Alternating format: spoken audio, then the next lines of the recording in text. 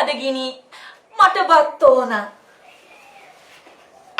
බඩගිනි නම් බෙදාන කන්න. මක්කේ කවුරු කන්නේ එපා කියලා දෙන්නේ නෑ. මම මේ බඩගින්න ඉන්නෝ. අර ජෝදුව මගින් හෝටලයකිනුත් කාලෙක ඉතර ගිහින් තියෙන්නේ.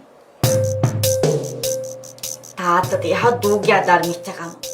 දූට එහා තාත්තගේ අධර්මිෂ්ඨකම. ආතර දුරක් බඩගින්නේ නොකාලෝ ගියන්නේ මක්කේ මිනිසුන්ට පිස්සුය. අර තීමිනියයි පොඩි දරුවයි මෙහෙන් කාලා ගියාට විතරනේ. මේ බඩගින්නේම ගාල් ගියා නම් උන්ට වෙන්නේ ලොරිය මග දාලා ඇම්බුලන්ස් එකක ගෙදර යන්න.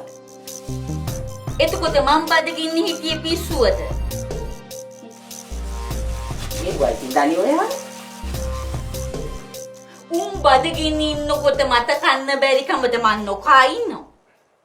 ඒකත් එක්කත උන් හෝටලයකින් බුරි වාරි කාලා. කෑවනම් කාලා නිකන් ඉඳපන්.